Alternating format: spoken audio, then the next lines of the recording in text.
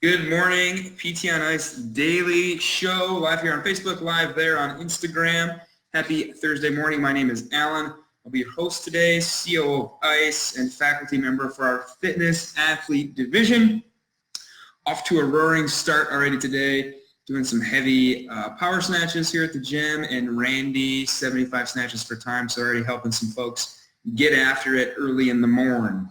Hey, gut check is out for this week. A little bit late getting it out last night, but wanted to test it to make sure it was an appropriate dose of intensity. So this week's gut check: 60 sumo deadlift, high pulls, 40 burpees over the bar, 20 cows on the bike. Should be a nice little burner for you. I'm seeing some folks already getting after it this morning, posting their times over on Instagram. Remember, if you post your time-lapse video on Instagram, we will put you on a little sheet and pick a random winner every month to get a gut check t-shirt.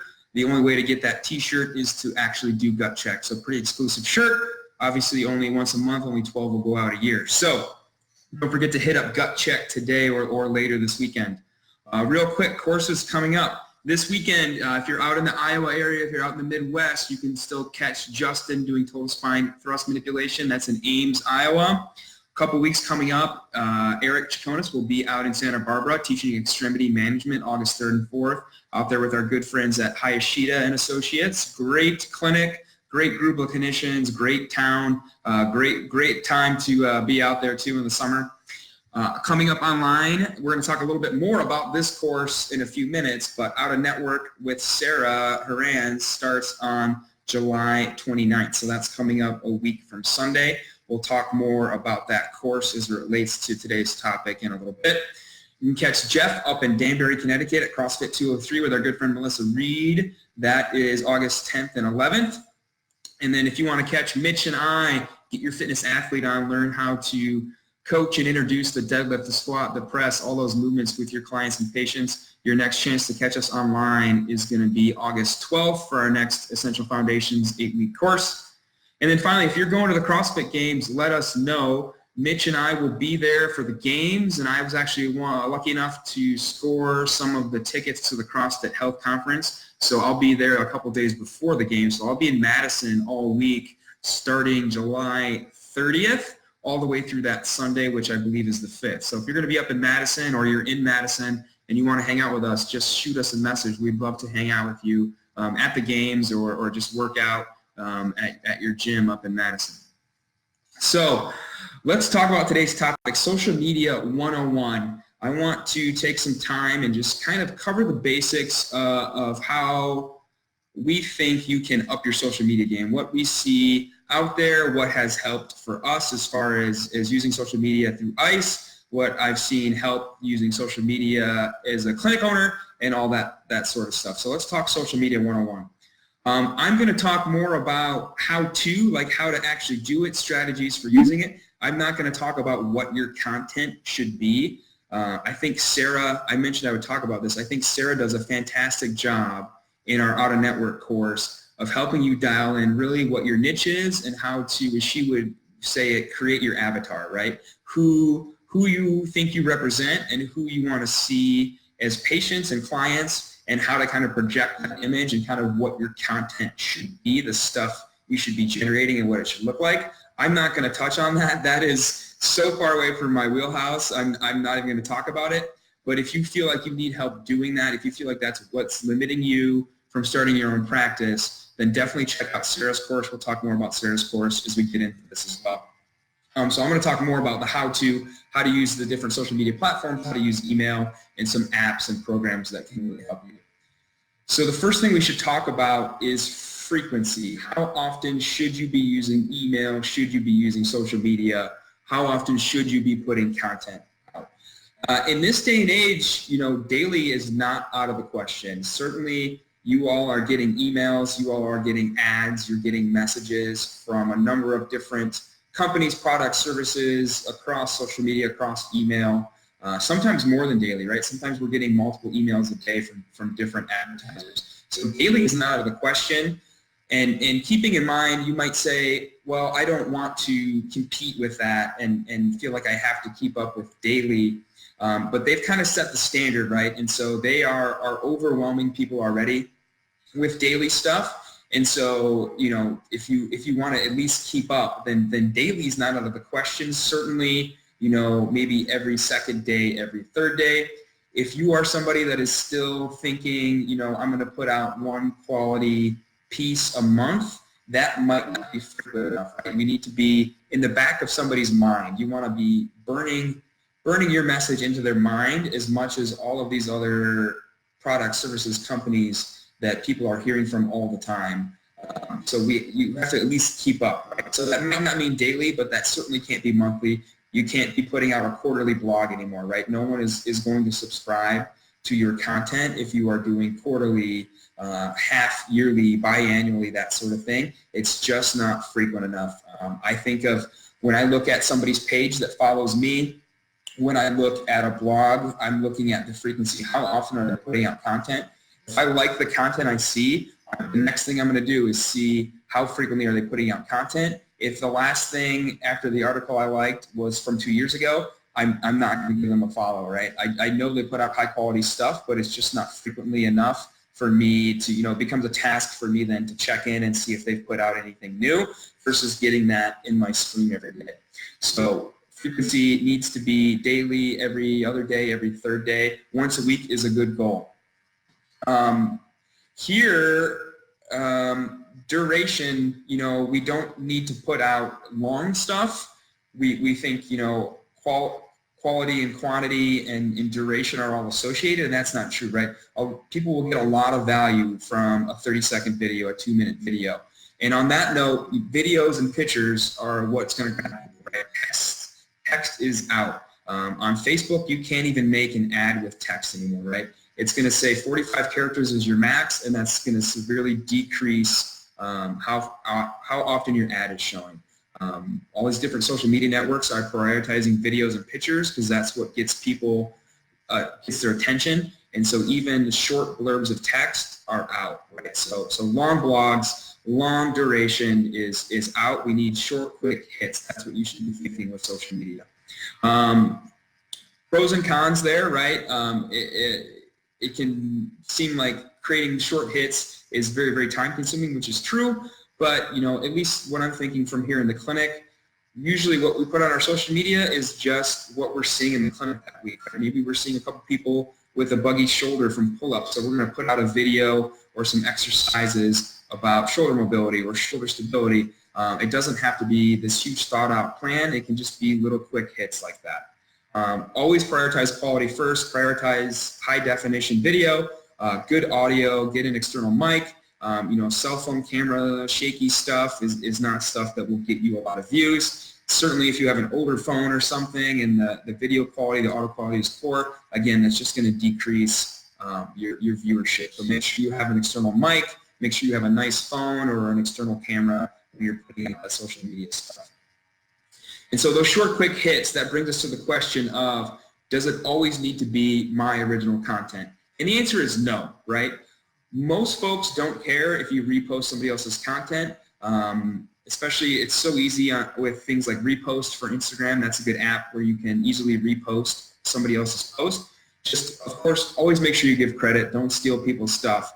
And then just make sure that your page just doesn't become a regurgitation of somebody else's page, right?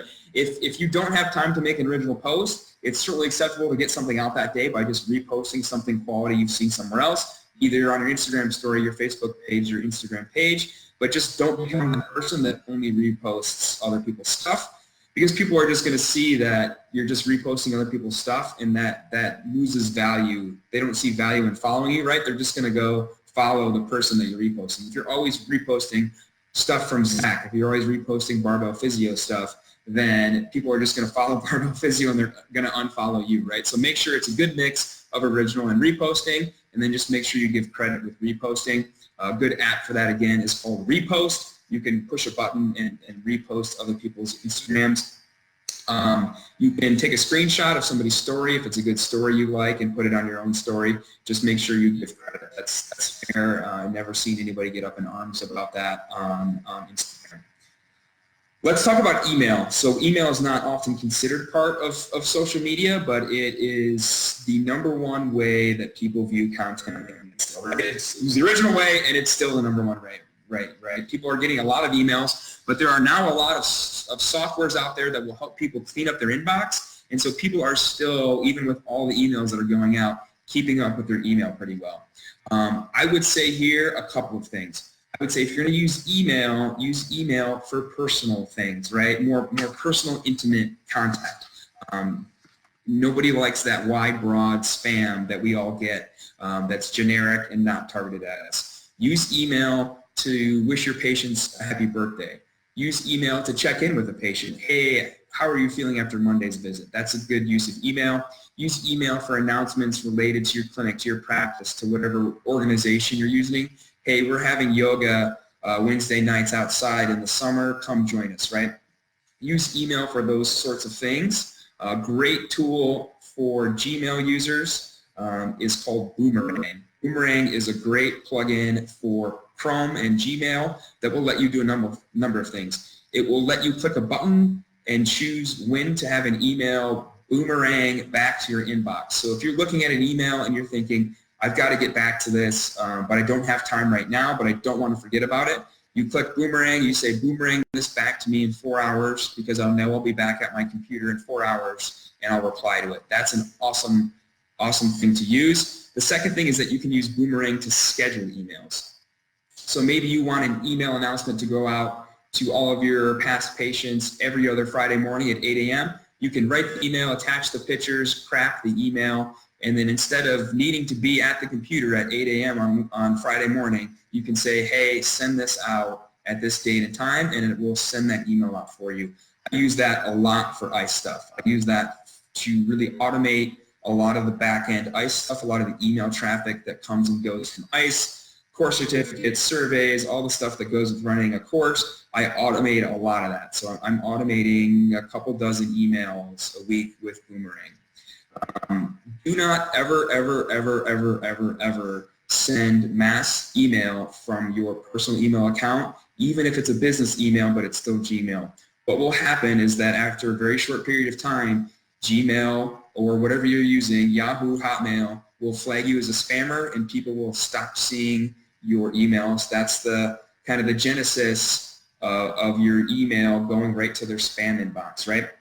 When you're sending out mass emails to more than a couple people, you need to use a service like Sendie. We use Sendie through ICE, and there's a couple other email services, Constant Connect, those sort of services.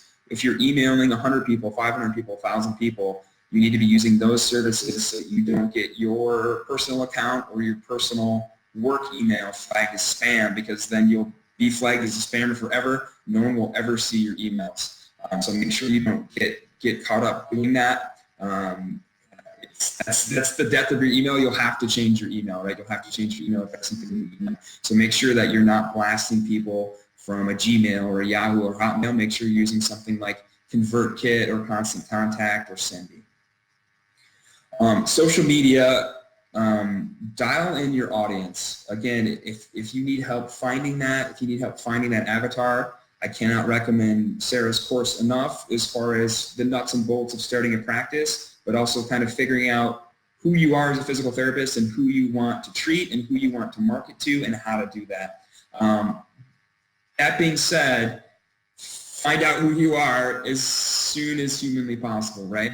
Because what I see often on social media is either people only have one account and they post personal and PT stuff from it, or they have two accounts. They have a personal account and their PT account or their clinic account or their business account, and they post exactly the same content to the same audience, which is super confusing, right? If your target audience is patients and the only thing on your social media is research articles in super nerdy doctor level stuff, you're not going to be reaching patients. That means you're targeting other PTs, right? When you talk about research all the time, when you talk about p-values and r-values, you are trying to talk to other PTs, and we mess that up all the time. Likewise, if you are trying to target patients and clients, then maybe you don't put personal political stuff on that social media feed, right? So if you're going to have one account, be very careful about what you post and kind of how you draw that line. And if you're going to have two, make sure that they are distinctly different accounts. They shouldn't have the same stuff. You shouldn't just use your personal account to make a post and then repost it from your business account and do that all the time. That means you are reaching the same audience. So make sure that you define that line. I can't say that enough of how often I see clinic pages, Main Street Physical Therapy, hey, check out this article. It had a great p-value of whatever and the r-value of this showing that whatever with chronic pain, right? That's not a patient-directed post. That's a clinician-directed post. Patient-directed stuff needs to be, hey, try this stretch for low back pain. Hey, check out this new thing. Here in the clinic, we just bought virtual reality equipment and software, so our social media post going out tomorrow is going to be about the new virtual reality equipment we have and how we can use it to help treat chronic pain and things like PTSD. Those are patient-directed posts. That's what your clinic should be putting out. It should be putting out announcecements about new staff, new equipment, new services, things to try at home for pain or stiffness or weakness, and then a little line about, hey, if that doesn't work, which getting treated over social media never works, come in and see us in the clinic. Those are patient-directed posts. Make sure that's what you're putting out through your business page. And I think it's really good. Again, I'll say it again. I think it's really good to have that division. People will find your personal account. If you want to keep it open, that's fine. I don't think there's anything wrong with that. I think some people don't care to know you personally, and that's okay. And some people want to know you personally, right? They want to see what you're doing. And I think if they choose to follow you and follow you personally, then what they get from your personal account is what they get, right? It might have some swearing. It might have stuff completely unrelated to physical therapy, and I think that's okay. If they take the time to seek you out, then I think they know what they're in for. So don't feel like you have to keep your personal account super professional, but make sure there is a division between them. I think some overlap is okay, though. I think, if you are doing some rehab on yourself, hey, look what I'm doing for my wrist fracture. I think that's okay to repost to that clinic, that business account. I think that's good carryover. Just make sure that the carryover makes sense and that you're not just putting out the same content through two accounts.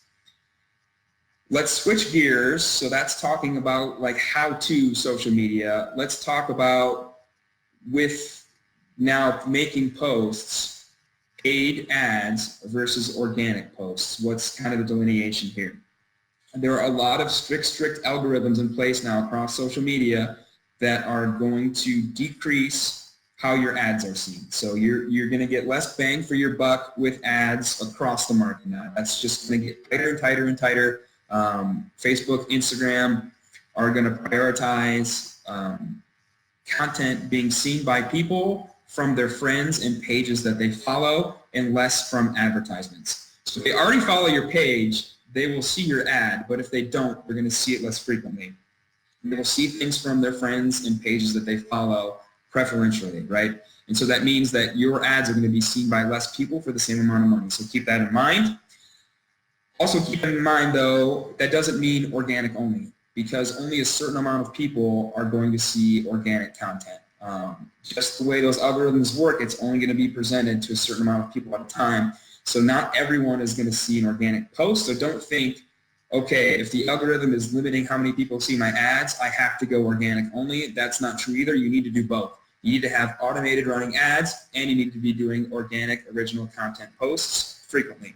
So basically you have to do more, better all the time to keep up on social media. That's kind of what we started this whole conversation with. So keep that in mind. Something really cool, really good tool to kind of repost your old organic content, knowing that not everybody has seen it, is software called MeetEdgar. And so we use that through ICE to repost very popular previous posts. So it will repost popular past episodes of PT on ICE. You can set the frequency. Hey, I want you to do it every day at 1 p.m. Hey, I want you to do it every third day at 2 p.m. You can tell it how often to repost that stuff, and it will pick a random popular post and repost it. That's a really good tool to have because not everyone will have seen that. All of our posts done that way hit just as hard as the original post that we make. So keep that in mind. That's a way to get more organic content in front of people who may not have seen it previously. So that's called MeetEdgar. So try that out, as well as continue to do your paid ads. Running along here, we're at 20 minutes. I want to try and finish definitely before 25 minutes. Let's quickly talk about the social networks. So you've got your avatar built. You know who you want to reach. Ideally, you have a personal and a business account. and you are putting out different content through them. You're putting out patient-focused content through your business account, and you know now that you need to run some paid ads and you need to put out organic posts. Which social media networks should you choose? Email is a yes. Email will always be a yes, so just consider that mandatory no matter what. I'm not even going to talk about it. You will get the most clicks, the most views, the most engagement from emails always. So keep that in mind. So email is always number one, always a must. The more you build an organic email list, the more people you will reach. Next is you have to be on Facebook. Obviously, if you're listening to this, you're either on Instagram or Facebook, so you're already bought into Facebook and Instagram.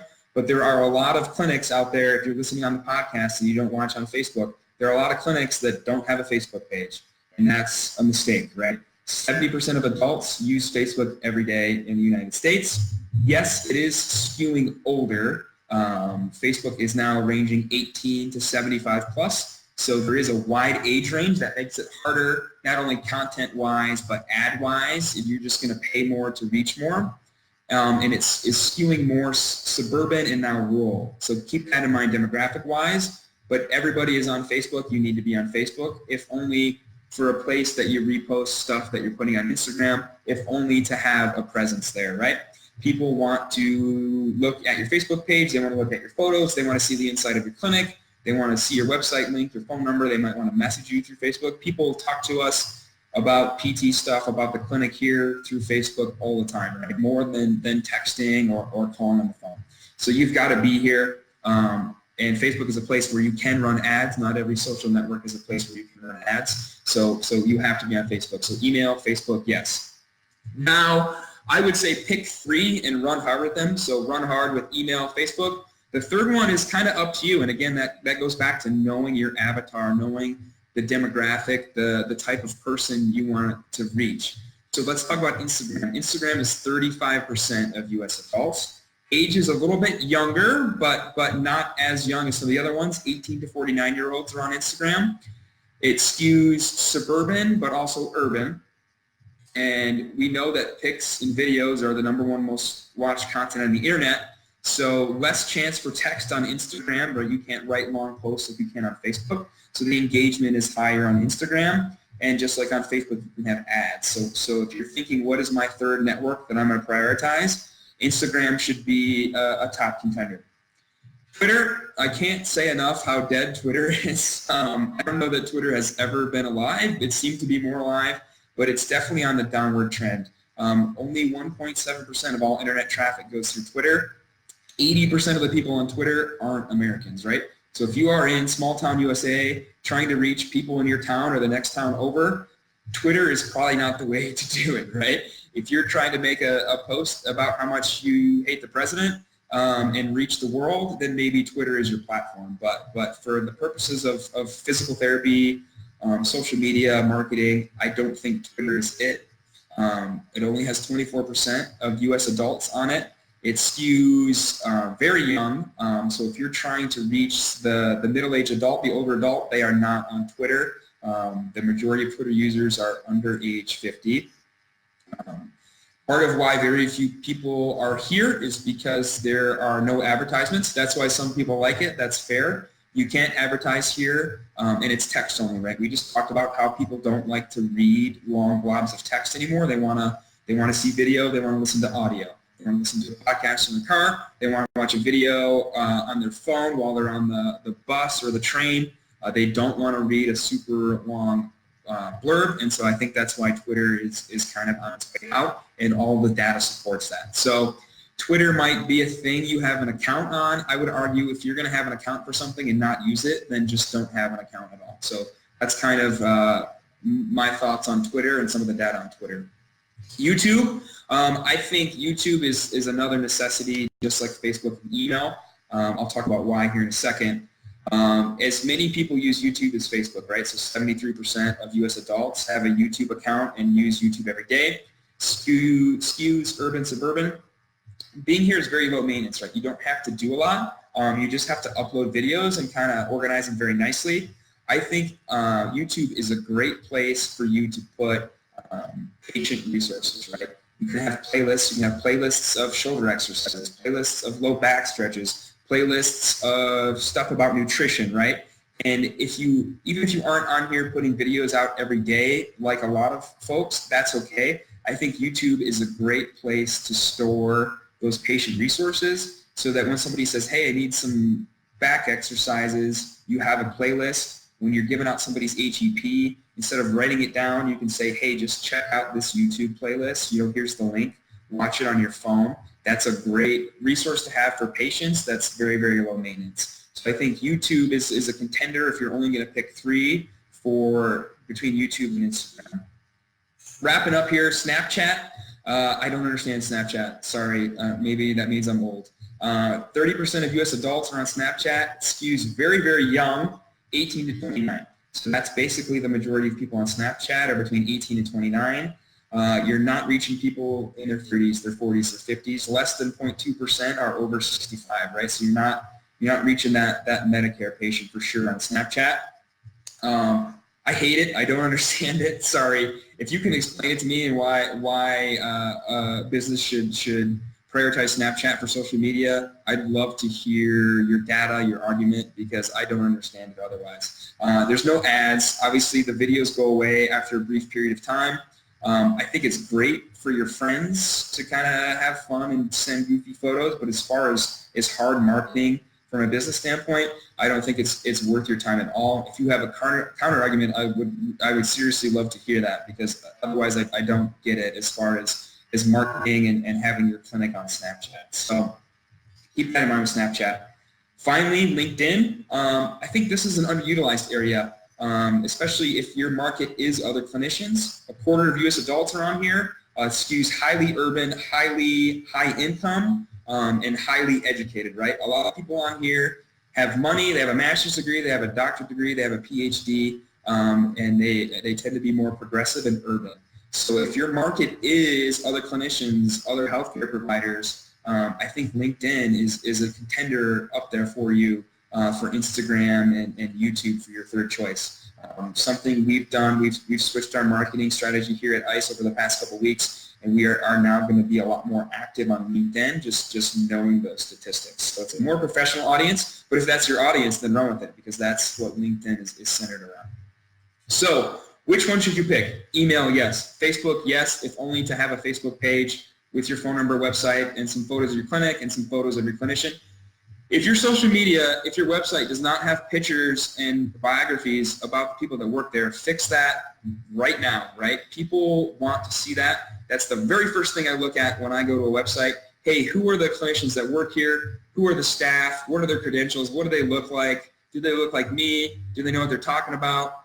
And if you don't have that, then that's usually a turnoff, right? And it might mean losing some business because of that. So fix that right away. But people want to use Facebook for that. They want to look at you. They want to see you. Maybe you're not active on there, that's okay, but you definitely need to have one. Your third choice, sorry, I flipped you guys the bird. Your third choice should be between Instagram, YouTube, and LinkedIn based on your audience. I would recommend, if your audience is patients, then Instagram and maybe having that YouTube channel as a patient resource to send people to for videos. That's solid to have. Email, Facebook, Instagram, and YouTube for a video library. If your audience is skewing more professional, then maybe you are going to go with email, Facebook, and LinkedIn. So keep that in mind. So those are my thoughts on social media, what has and has not worked for ICE, what has and has not worked for us here at Health HQ, and kind of my experience with social media over the past couple of years of really diving deep into the data and research. Again, if you understand Snapchat and why somebody should market through Snapchat, then please shoot me an email and tell me, because I would love to capitalize on that. There seems like a whole bunch of people on there doing nothing. So if we could get some content in front of their faces, then maybe we could change that. So that's all I've got for you for this Thursday. Sorry I went super long. Maybe this should have been a two-parter. That's okay. Don't forget to do a gut check. Don't forget to go to ptnice.com, scroll to the bottom, sign up for Hump Day Hustling. Get that email in your inbox every Wednesday morning with 5 research articles and posts the ICE faculty have read over the past week and have digested for you and reviewed. Get that in your inbox free of charge every Wednesday morning. And then you may have seen we teased it a little bit on Instagram last night. Got a new logo coming. some new website redesign, some new stuff coming out through our own marketing that we're changing around here on the back end. So we'll see some new stuff coming out over the weekend from us with a new logo, a new banner, a new website, a lot of new cool creature feature changes on our website and social media. So look for that this weekend. Other than that, that's what I got for you. Have a great Thursday. Have a great weekend. Hope to see you all here. I believe I will be back on here in 2 weeks, a little bit of a break between Thursdays and Fridays. The next time you see me, I'll be live from the CrossFit Health Conference 2 weeks from today, and then live from the CrossFit Games 2 weeks from tomorrow on Fitness Athlete Friday. So don't forget to check those episodes out. See y'all next time.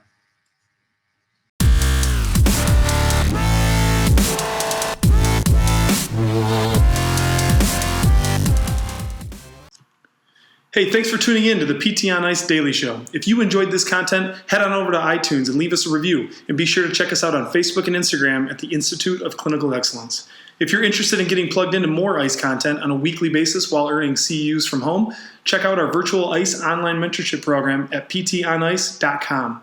While you're there, sign up for our Hump Day Hustling newsletter for a free email every Wednesday morning with our top 5 research articles and social media posts that we think are worth reading. Head over to ptonice.com and scroll to the bottom of the page to sign up.